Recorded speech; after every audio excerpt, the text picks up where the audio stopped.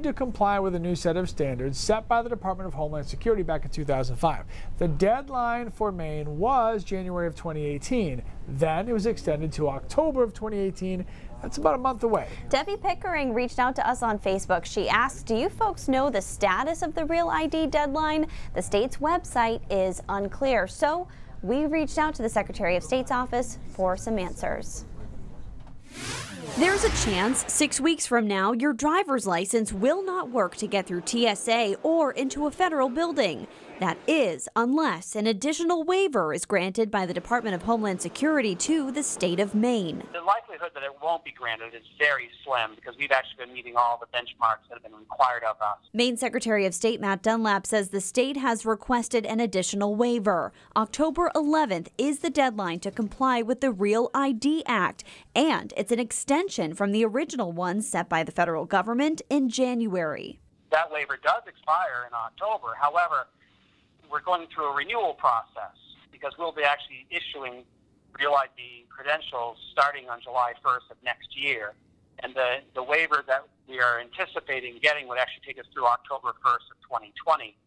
So that's what we're waiting to hear on now. We're pretty confident that we're going to get it. He says there's a lot of training to be done and technology to be upgraded at the Bureau of Motor Vehicles between now and July. He says it's unknown when the state will get a response on the requested waiver to extend that deadline to 2020. But I don't think people should be panicked by that because, we have been doing everything we've been asked to do. Congress passed the Real ID Act in 2005 to update its security standards for state-issued IDs, per a recommendation from the 9/11 Commission. One thing people should bear in mind is that passports will always be accepted by the federal government. It's their credential. So October 1st, 2020, Homeland Security will stop accepting non-complying forms of ID and will also stop issuing waivers. So remember, if you've got something you want us to look into, reach out to us on Facebook or YouTube or use the hashtag AskNow, or you can email us at newscentermaine.com. Now, we've got some breaking news to tell you about the lawyer for John Williams, the man who pled not guilty to shooting Somerset County Sheriff's Department Corporal Eugene Cole, is now saying police beat and pummeled him to the point of defecating himself. Yeah, his lawyer says that's why Williams gave the confession and claims photos show the beatings. We will have much more on this story coming up in the next 90 minutes. All right, let's take a look outside. Hey, listen, if we're going to have this heat and yuckiness, can we get sun to come with it? Like everywhere I went today, it was cloudy and muggy. Can we get at least some sunny and muggy, Keith, please? Guys, can we go to the Tower Cam in Portland right now? Please. Is there a chance of that? Because I'm in here. Can we go to the... Oh, sure, now. The look at that traffic. Oh, Where you been all day? Look at all that sun. Where you been all day? Lee, you walked into that one. I was outside all day, never saw the sun once. Look, that woman looks burned down there on Congress Square. Come All on, right, man. There is more sun now than there was before as the front is now moving through. The clouds are dissipating, and there's not much on the radar either. The showers were very light. In fact, a lot of us didn't get any rain at all, even as this cold front came on through. But what we're feeling, and we're going to continue to feel overnight tonight, is dropping temperatures and dropping humidity. Temperatures in the upper 70s right now, but look in the mountains, 60s there, and the dew points are way lower in northern Maine into the mountains with dew points in the 50s, even low 60s in Portland. So we've gone from oppressive to uncomfortable, and we're now getting into that refreshing range. We'll spend most of tonight and all of tomorrow. Because of the low dew points and the clearing skies, it's actually going to be relatively cool out there tonight. Most of us in the 50s, but quite a few 40s. From Berlin, probably into Eustis and Rangeley and Kingfield, up into Greenville, Millinocket and Presque Isle and Caribou, all in the 40s overnight tonight. Tomorrow will feel like a totally different air mass, different day. Temperatures in the 60s, right around 70 degrees. We'll probably do it for a high temperature even in the afternoon. We're mainly clear, but it is much cooler. Guys, we'll keep that cooler feeling going through the weekend, but summer, not done yet. We'll talk about the revenge of the torch in just a few minutes. Keith, thank you very much, sir.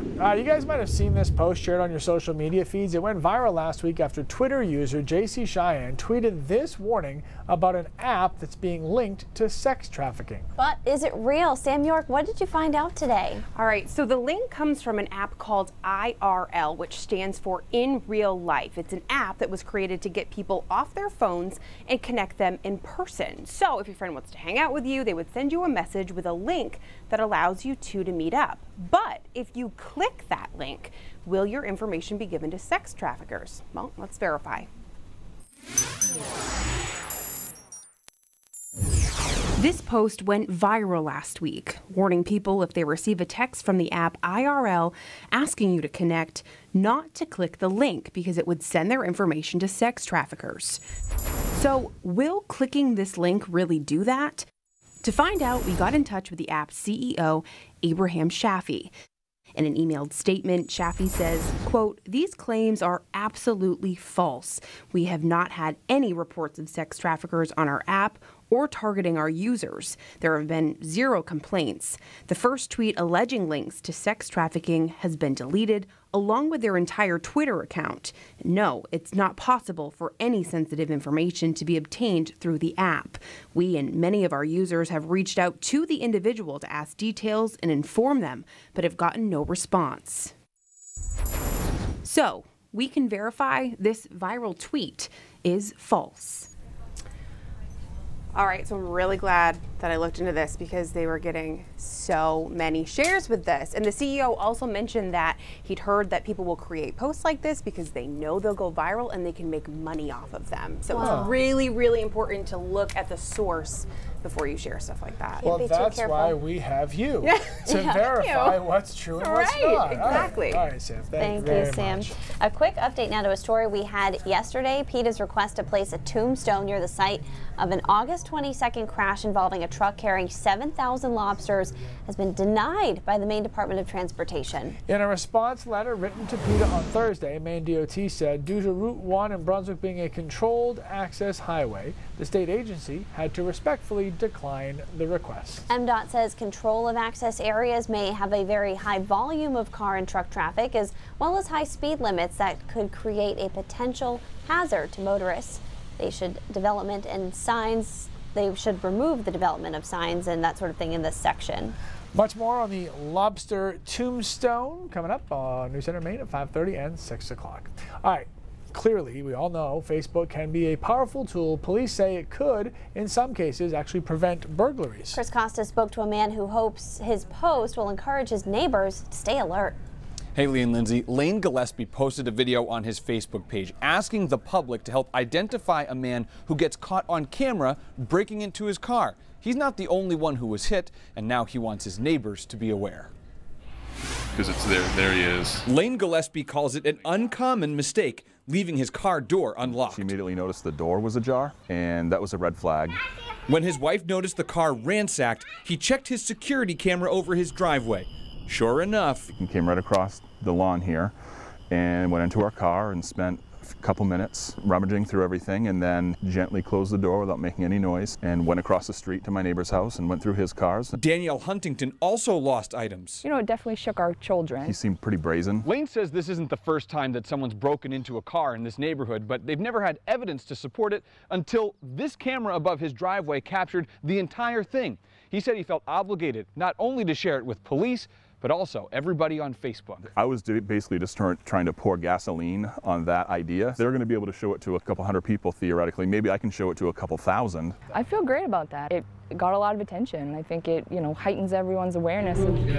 Sheriffs and other law enforcement officers across Maine report that between 80 and 90% of crime is drug-related, and not always trafficking or possession, but sometimes theft to get money for drugs. We know that people that have substance use disorders are going to do anything they can to get the drugs because their body needs it, their body craves it. They're shoplifting higher end things like power tools, consumer electronics, taking them, pawning them at a pawn shop, and then taking their money to buy their drugs with it. Portland police did not say these thefts were drug-related. The thing that we emphasize with my kids is that this is not a bad person. It's just somebody who is a good person that made a bad choice. Now, police use social media all the time to ask for help identifying suspects in certain cases. The people that we spoke to said that they didn't lose anything of any real value, but it still goes without saying, lock your doors. And police will even use social media to remind people about locking their doors and windows as part of their nightly routine. Lee and Lindsay. All right. Can't be too careful. No, and I'm glad they got Chris on that security camera because, you know, you got to keep an eye on that kid. Got to keep an eye on Coco.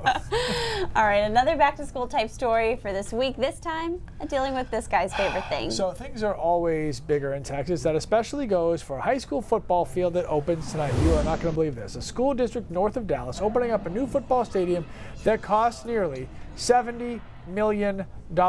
It's a 12,000-seat stadium, including a community event center, climate-controlled bathroom stalls, of course, and it also showcases the largest HD video screen at a high school in Texas. And speaking of high school football, fifth quarter starts again tomorrow night during the 11 o'clock news. We'll be hearing more about the show tomorrow on Now. All right, we are going to get you ready for UMaine's home opener in football against UNH, which comes up tonight. Yeah, and do Mainers hate dogs more than people in people other states? We'll find out the doggone truth later in the show.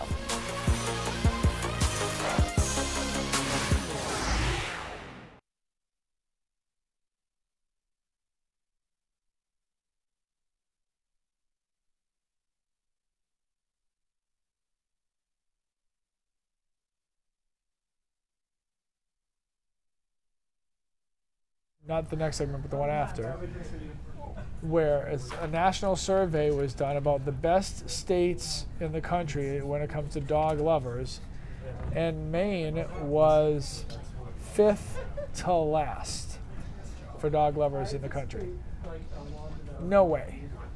So we're gonna debunk that thing with some real news. We're all begging for it. The people want what the people want. Did the Disney poll inspire you from yesterday? To do what? To debunk another poll? The Disney poll, you didn't believe yesterday. Yes, it's also not true. That Robin Hood was not true. So did this one inspire you?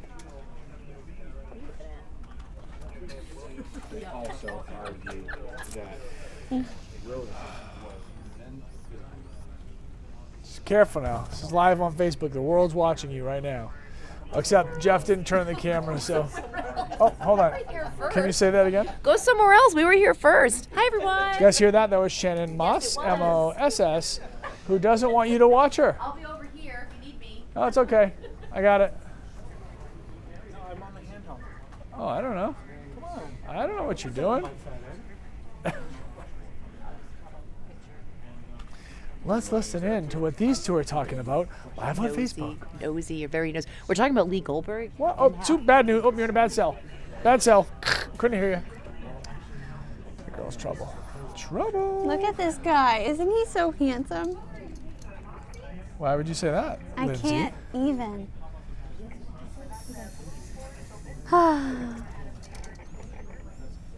Whoa. Earthquake.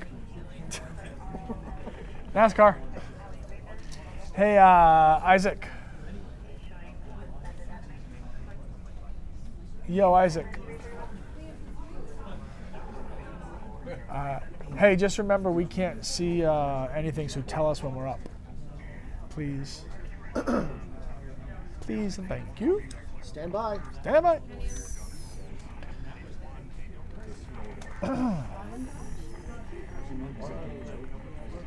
It is game day for the UMaine football team once again. The Black Bears will open up their season against their arch rivals from Durham, New Hampshire, those pesky UNH Wildcats. News Center Maine is in Orono, and Jackie Mundry and Jess Gane are live now with a preview. Hey, guys.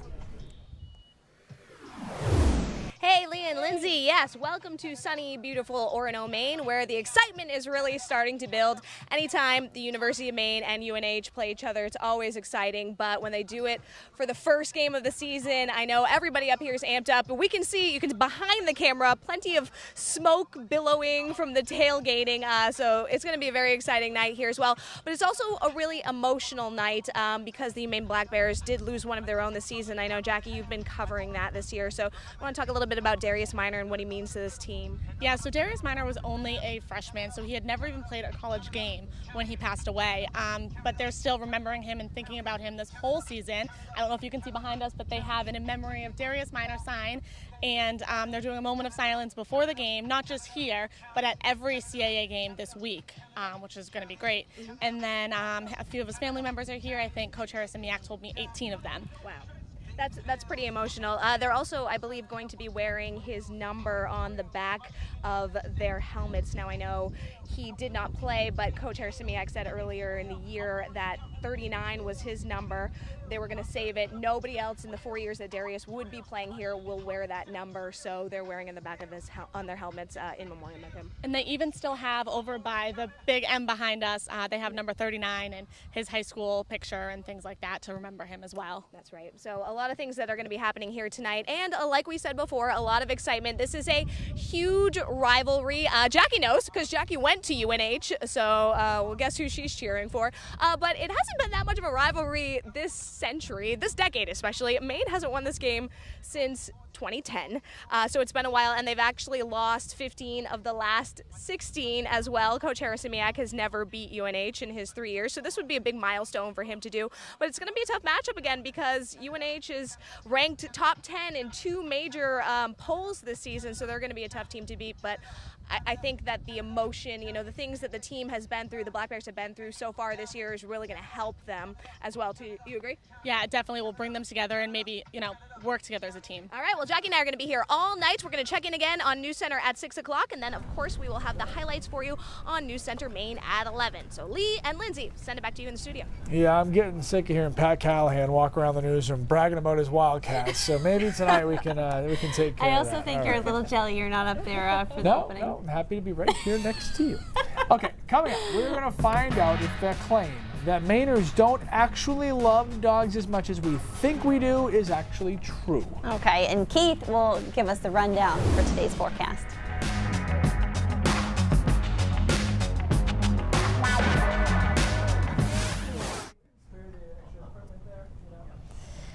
All right, everybody. Oh my goodness. My earpiece is doing weird things today. It's either really loud or it's really quiet. I know, I have to do that. What's up, Jesse? How you doing? Marcus, hanging out in Brazil. Robert says, go Bears, from a UM alum from class of 70. Yeah, a wise man once said to me when I would talk about the Red Sox-Yankees rivalry, that it's only a rivalry if the other team actually wins once in a while. Otherwise, it's just a domination. And yeah, fair point. The Red Sox were always on the other side of the winning factor until 2004, and now it's kind of switched a little bit. But when I was growing up, I was like, oh, it's such a great rivalry. It's like, no, we lose all the time, so it's not really much of a rivalry. So right now with Maine and New Hampshire, it's a historic rivalry. Recently, it's been pretty one-sided. So yeah. Maybe tonight. Who knows? There's a chance. What time's the game? 7. Yeah, so. And the start of a football game is called a kickoff.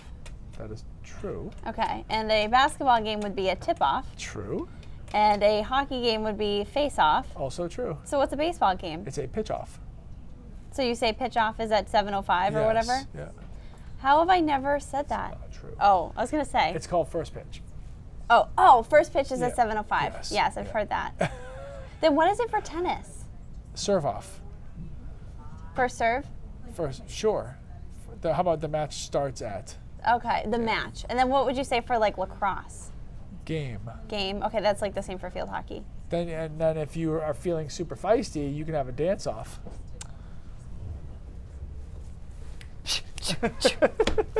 Ooh, I think I won that dance I off. think you just pulled a muscle. I know, that was really violent. My moves were really I'm a little afraid right now. dramatic angles. Very afraid. That was like Despicable Me. Like, I don't know what just happened there. It was. I love that movie. Have you seen the third one, though? No. That's the Wait, one with the dancing with villain. Drew and Gru. Yes, with the brothers. Yeah, and I've the seen dancing it. villain. Yeah, the disco villain. How could I not see that movie? What's up, Mark? Yeah, that was very aggressive. All right. Very aggressive. All right, Very so here's aggressive. the dog story, kids. Let's see how much we love our dogs. Gonna take Look at this down beautiful this photo. national website. That is nice. Isn't that nice?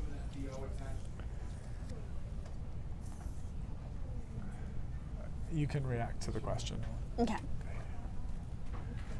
All right, Millsy. You know the movie Must Love Dogs? Yes. Right? Everybody loves that movie. Everybody loves dogs. Well, I feel like it could have been shot here in our state because everybody seems to love and want to have some type of puppy love. You should have seen the line the day we went to rescue Lucy from the Coastal Humane Society. We had to wait 2.5 hours. That's how much people love dogs here.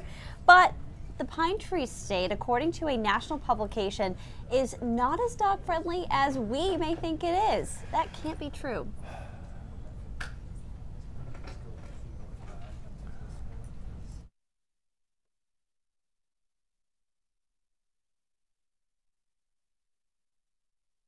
And me, well, I have 4. Yep, don't say it.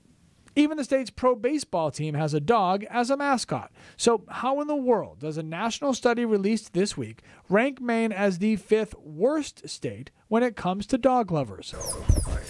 This study is clearly the epitome of fake news. We're such a foodie hotspot, and there are so many great restaurants where you can bring your dog and they actually cater to your dog. All of our local breweries, for the most part, are dog friendly, so you can really enjoy all Maine has to offer. Plus all the hiking and the beaches and the dog friendly inns and resorts.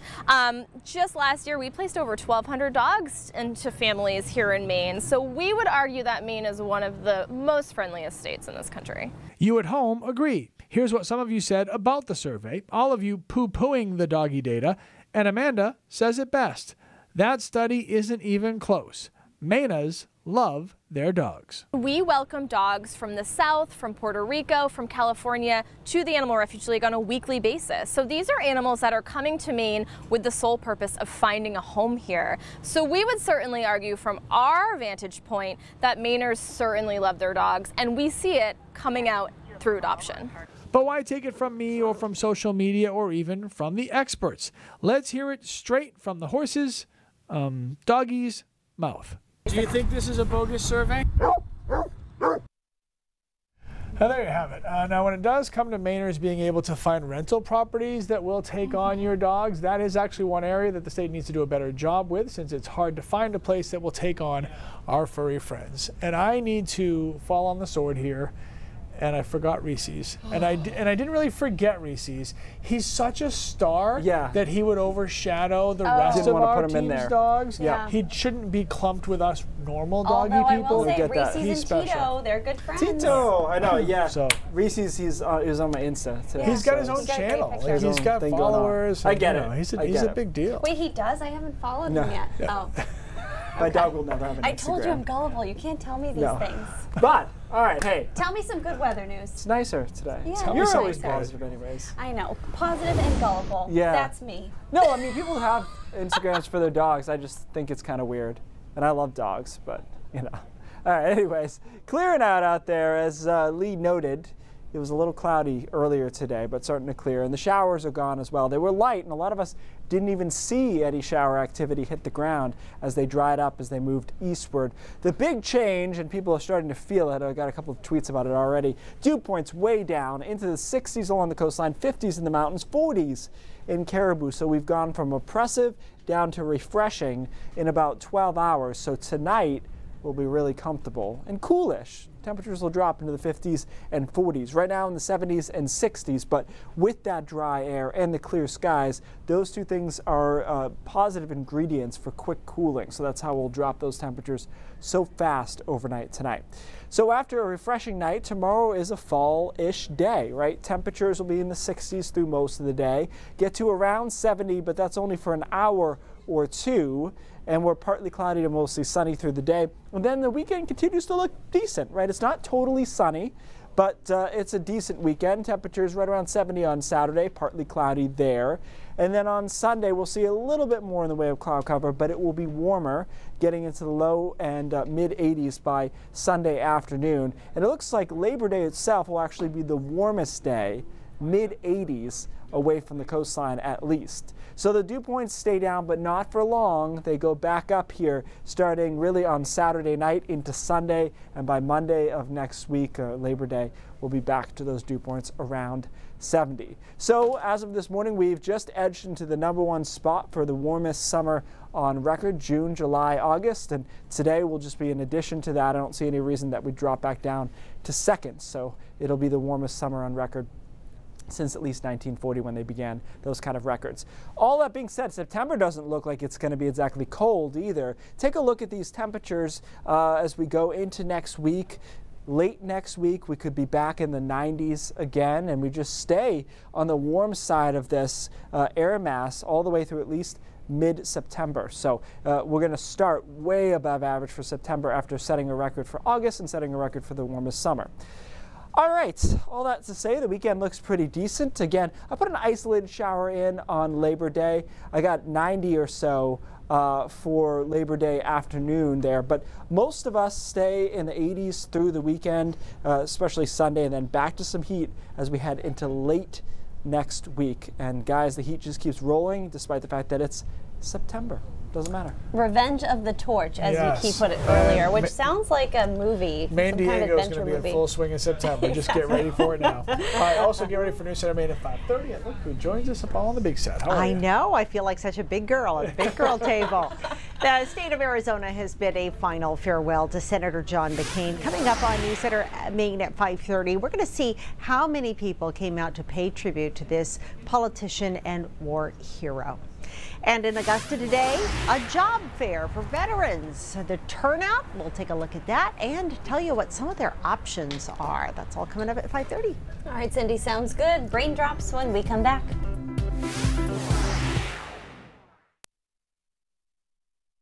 You're welcome. That was my pleasure, and I'm glad that worked out for you. Hey, so kids, we've been asking for something for a while now, and our dream has finally come true. It has come true. Let's take a look. Hold on, I'll do it for you. Oh, you're going to do it. We've been trying to get a microphone. This is Liam. Drum roll. You guys finally get to see there Liam. He is. Oh, look, it's not supposed to be a mugshot. You're allowed to smile. You're allowed to smile. Liam is so thrilled. It's a weird echo going on here. Well, that's okay. Can the viewers hear that? Reverb. So, Liam, let's just talk about how you feel. Here, Keith, wow, you can do a quick little interview with Liam here. So we've been trying to get Liam on camera, and he's going to be a regular contributor to our commercial break. So, Keith, what would you like to ask Liam? I'm excited to have Liam on the program. We've been trying to get him on the microphone for a while. As you can see, he's a rambunctious fellow at times. He's a little out of control. We just want your input on parts of the show. Think we can do that? Yeah, during the breaks. We can So, do like that. when the viewers are like, I can't hear, or you spelled this wrong, or why can't I see this, or what did you do wrong? Wait, right, now I can explain. Yeah. Can we I get gotta him? take this Can we out get of him here. on air during the show? I think we could develop into that. I think as the viewers begin to clamor for more Liam, we'll have to develop an on-air spot for him. And then you ask for a parking spot. That's how it works. Right, After you do this, you get the parking spot. Well, there he is, everyone. We always talk about Liam. He's literally the reason why you guys get to see and hear us. So we couldn't survive without him, and he's going to be contributing to our program, whether he likes it or not. I feel like the answer is not, but he doesn't have a choice. So, Liam, everybody. Also, Liam just had a birthday, so if you guys want to send some well wishes along, he'll take that. Any money, gift Thank you, cards, thank you. anything like that, that'd be great. This mic is up way too loud. Okay. Oh, is that a play on what we were kind of trying to talk about yesterday with Indian summer? Oh, no, but I got Ben to look that up. Yeah. Also, just so you know, Mercury is no longer in retrograde. Oh, good. Whoa. Whoa. We dodged a bullet. Mercury in retrograde ended I'm August 19th. surprised you're not on board with this. This is like your kind of thing, isn't it? I don't even know what that I had means. to look it up today because I had major technical I issues. couldn't even tell you what the signs are with the months or no. When's your birthday? Wait, you and I are Leos. I know what I am. I just Okay. don't, like if you said, "Oh, my birthday's in October," I don't know what that makes you. I know what a Leo makes you because that's me. Other than that, I have no idea. Well, Cancer is July. Yeah, I don't know these. I'm not into it either, but that's not surprising. I'm not sure I could name you all of the different signs. How much time do we have, Isaac? Did he answer you?